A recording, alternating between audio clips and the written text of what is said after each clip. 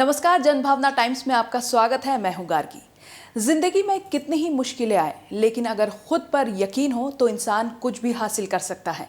इसका एक एग्जाम्पल है विनी हार्लो, जिन्होंने अपनी जिंदगी में किया कुछ ऐसा कि खुद ही बदल दी अपनी लाइफ। विनी को विटिलिगो का इशू है, जिसके चलते छोटी उम्र से ही लोगों के तानों को झेलने की और बुलिंग झेलने की शिकार हो गई। ये सब इतना ज्यादा हो गया था कि विनी ने स्कूल जाना ही छोड़ दिया था और होम स्कूलिंग शुरू कर दी थी। वो बाहर निकलने से भी हिचकिचाने लगी। हालांकि 16 साल की उम्र में ऐसे इंसान से मिली जिसने सेल्फ कॉन्फिडेंस वर्ड तक को भूल चुकी विनी को ना जाने कितने के लिए रोल मॉडल बना दिया।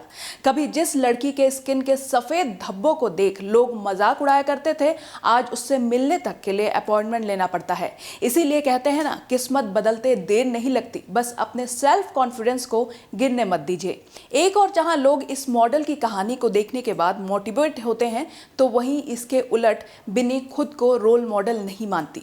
फोर्ब्स को दिए गए एक इंटरव्यू में कहा है कि रोल मॉडल्स में विश्वास नहीं रखती। वो नहीं चाहती कि कोई उनके जैसा बनने की कोशिश करे, बल्कि उनका मानना है कि व्यक्ति को अपना ही बेटर वर्जन बनना चाहिए।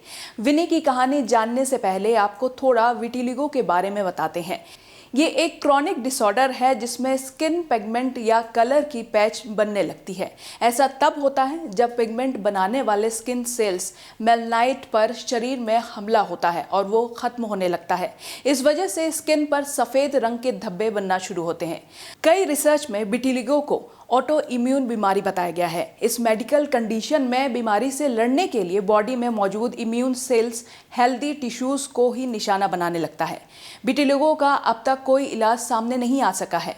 टीनेजर में विनी में आत्मविश्वास नाम की चीज खत्म हो चुकी थी। उन्होंने एक इंटरव्यू में बात करते हुए कहा था कि विटिलिगो ने मेरे सेल्फ कॉन्फिडेंस को कभी भी प्रभावित नहीं किया था। ये तो आसपास के लोग थे जिन्होंने मेरे कॉन्फिडेंस को तोड़कर रख दिया था। विनी करीब 16 साल की थी जब उनकी मुलाकात टोरंटो के जर्नलिस्ट शैनन बॉडरैम से हुई थी। इन्होंने हार्लो की कहानी और विटिलिगो की स्थिति पर वीडियो बनाया, जिसे यूट्यूब पर जल्द ही 1 लाख से ज्यादा हिट्स मिल गए।